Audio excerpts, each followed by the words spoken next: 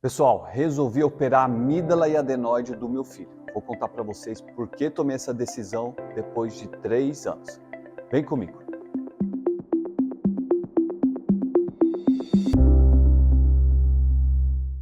Olá pessoal, sou o Dr. Mohamed Saada, otorrinolaringologista, e hoje vou compartilhar com vocês uma coisa pessoal, a cirurgia do meu filho de amígdala e adenoide. Além de ser otorrino, além de ser pai, além de ser cirurgião, vou compartilhar toda essa trajetória, quais são as angústias, quais são os sentimentos, o que a gente deve decidir, quando que devemos operar, quando não devemos operar e qual benefício a gente pode trazer para os nossos filhos. Claro, para quem tem indicação cirúrgica. E espero que seja um vídeo proveitoso para vocês, principalmente para quem está nesse trâmite aí de cirurgia de amígdala e adenoide. E antes de começar, clica aqui, se inscreve no canal.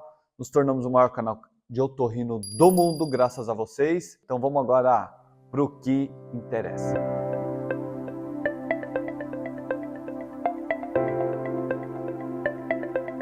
Geralmente, na maioria das vezes, acontece em crianças, na primeira infância, principalmente dos 3 aos 5 anos de idade, alguns casos um pouquinho depois, mas geralmente é mais indicado em crianças. Inclusive nos Estados Unidos, é a segunda cirurgia mais feita nos Estados Unidos. Mas eu quero compartilhar mais a minha história. Tenho uma criança dentro de casa, tenho duas crianças dentro de casa que são alérgicos e nós tratamos essa alergia há muito tempo. O meu filho mais novo, ele desde pequenininho, ele tinha uma respiração um pouquinho com resistência. Então a gente sabia que ele estava dormindo porque a gente começava a ouvir a respiração dele. Eu sempre examinei, olhei, e a amígdala não era tão grande. A adenoide sempre foi num tamanho razoável. Mas tem alguns pontos que começaram a me chamar a atenção.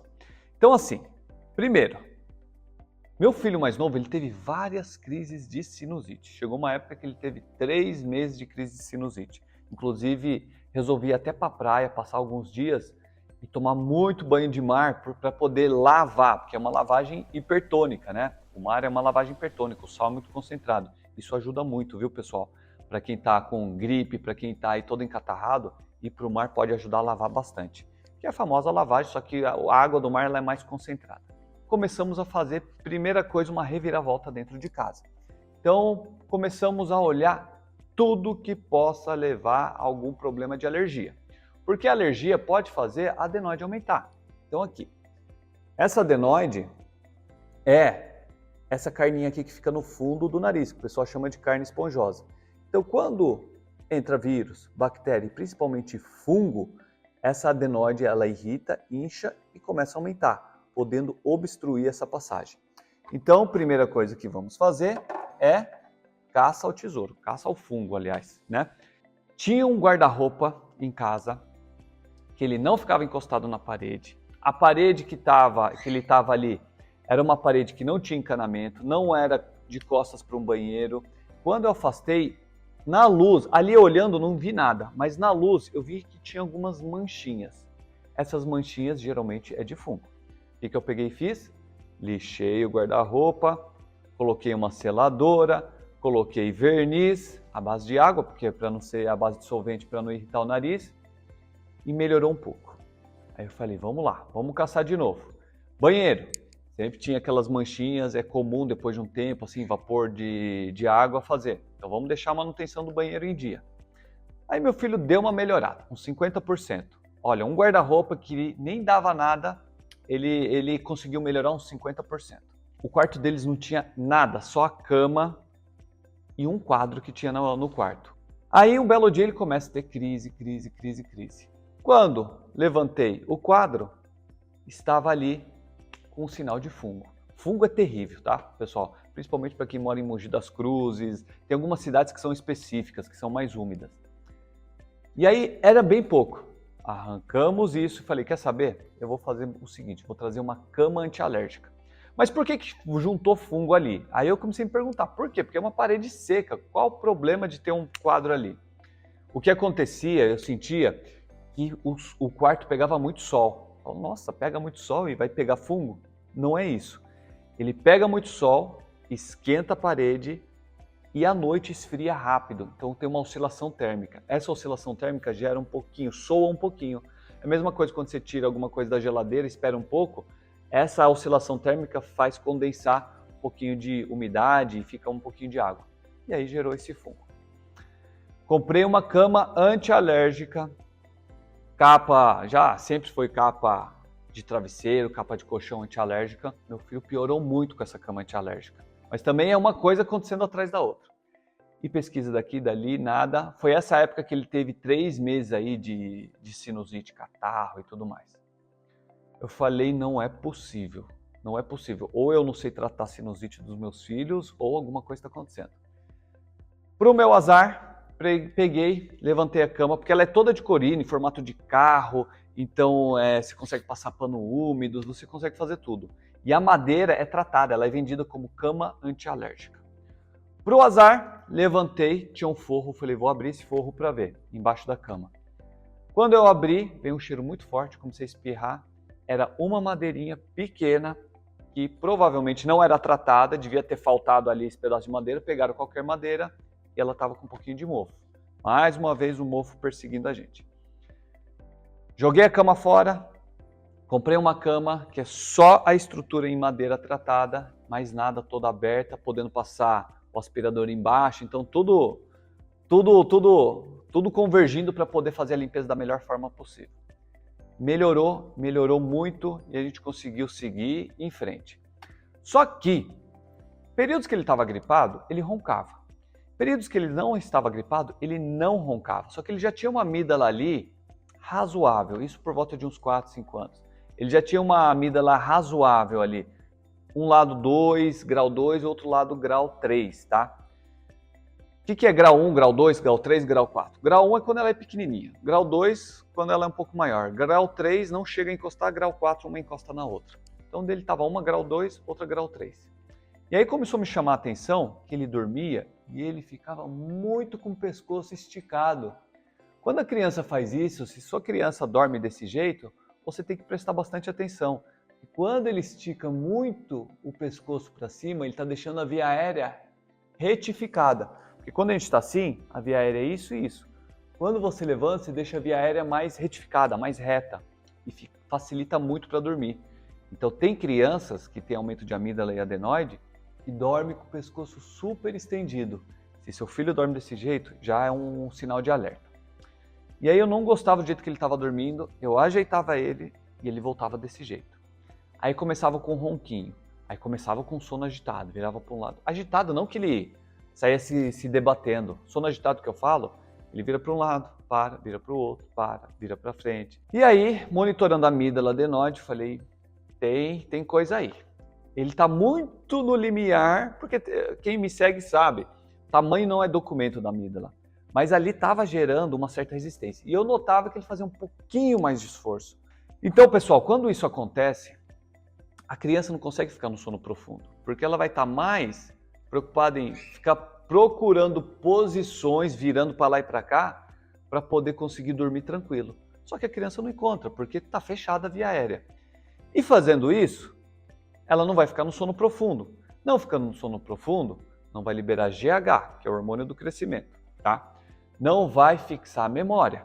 Então, tudo que ele aprende durante o dia, ele não vai fixar à noite. O humor vai ficar uma criança mais azedinha, mais irritada, tá?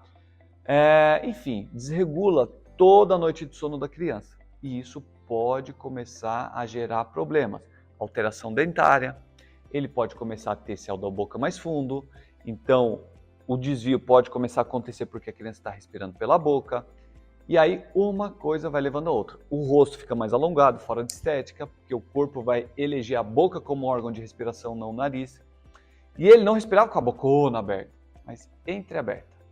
E uma das coisas que também me chamava a atenção, que o lábio dele vivia seco e rachado. E a gente olhava, parecia que ele estava de boca fechada, mas na verdade ele estava com levemente aberto, pouca coisa aberta. Então não é porque o lábio está ressecado, é porque está respirando pela boca e o ar passando vai ressecando.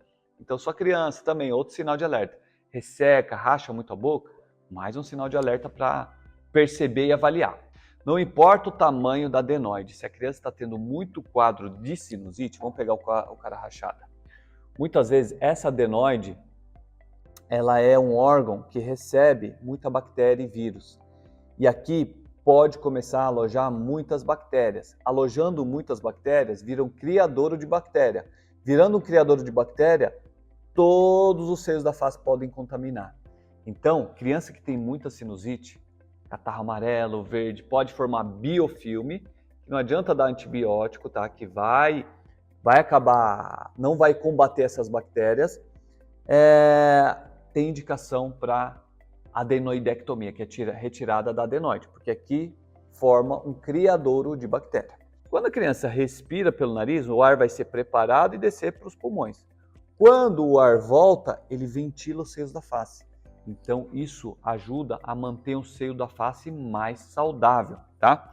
Só que, se tem uma adenoide no meio do caminho, às vezes na respiração pode até ir, só que a criança vai roncar, só que na expiração, às vezes ele não vai conseguir, vai soltar pela boca. A indicação cirúrgica vai ser amígdala, adenoide e freio lingual. O freio lingual dele também é um pouquinho encurtado. Ele não tem problema com a fala, mas tem alguns problemas quando o freio lingual é encurtado. Pode começar a alterar toda a dinâmica da musculatura da boca, tá? Eu não queria operar meu filho, colocando entre aspas aqui. E aí eu acabei marcando até com um colega e por um acaso ele teve uma urgência e desmarcou a consulta. Eu nem cheguei a falar que era eu só marquei o nome assim para deixar ele à vontade. Minha esposa sempre falou, eu quero que você opere. Eu confio em você, você opera todo mundo, você já fez mais de 2.000 cirurgias em crianças, por que você não vai operar o meu filho? Então, eu estou escolhendo, eu quero que você opere. Eu falei, não, mas eu sou pai, não sei o quê. Pô, vai, acredita, a gente tem nossa fé e tal. Então você vai lá, vai fazer a reza antes de iniciar a cirurgia, então vai. E aí me veio uma coisa e falei, realmente, eu vou operar meu filho. Tudo que eu faço para os pacientes é o que eu faria com a minha família, com o meu filho. Inclusive, eu vou fazer com o meu filho, nos mesmos hospitais que eu opero, com a mesma equipe de anestesia, com o mesmo cirurgião que sou eu. É um desafio, mas aquilo estava ainda me incomodando um pouco, eu não sabia por quê. E hoje eu descobri por quê, por isso que eu resolvi fazer esse vídeo. O que estava mais incomodando é que ainda meu filho não estava sabendo. Só que toda criança que vai operar tem que saber o que ela vai fazer, como que vai passar. Hoje chamei ele e falei, ele vai precisar fazer um procedimento para melhorar a respiração. A gente não precisa falar que vai arrancar as amígdalas, que vai tirar as amígdalas, que dependendo como a pessoa fala, criança... Eu falei, ó, essa amígdala tá grande, ela precisa diminuir, precisa ter mais passagem de ar. Ele perguntou, vai doer? Eu falei, vai doer um pouquinho, tá? E aí ele desanimou. Falei, mas tem um remédio que você vai ter que tomar. Ele, qual? Falei, sorvete. Aí ele arregalou o olho, tal. Aí começou a comemorar, chamou o irmão. Nunca opere o filho de vocês e ele não sabendo do que vai acontecer. A criança se sente traída e a criança pode gerar uma desconfiança muito grande pro resto da vida.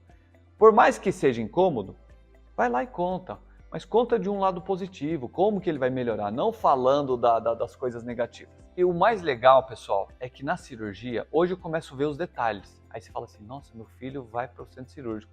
Ah, mas eu vou estar perto dele, eu vou colocar a máscara para poder fazer anestesia geral. E vocês não tenham medo de anestesia geral. A anestesia geral é a anestesia mais segura que tem para esse tipo de procedimento. Você protege a via aérea, então a criança fica super bem. A gente adotou uma cirurgia humanizada, inclusive a gente adotou no hospital. Em alguns hospitais que não tinha esse protocolo, acabamos adotando e foram adotados em uma rede inteira de hospitais. Então essa cirurgia humanizada ajudou muito os pais, porque os pais imaginam que lá vai ter não sei o que, vai ter isso, acham que é um centro cirúrgico, é um ambiente muito pesado. Quando eles entram, eles acham um ambiente legal, gostoso, a maca ali quentinha para a criança deitar, a mãe fica do lado da criança, abraçada, a criança pega e faz inalação, a mãe apoia ali junto.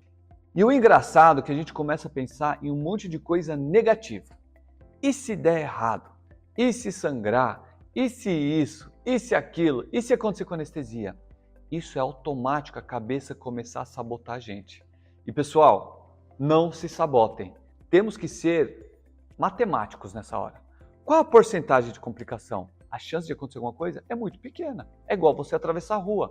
Você tem o risco de ser atropelado. Mas, se você toma todo cuidado, você atravessa a rua todo dia, muitas vezes, e não acontece nada. Muitas crianças eu vejo, muitos adultos, aliás, que vão no consultório e falam assim: doutor, minha mãe e meu pai estavam na fila da cirurgia, eles ficaram com medo e desistiram, acharam que era um sinal, ou aconteceu alguma coisa, ou o exame deu alterado, precisava repetir, aí eles acharam que era um sinal.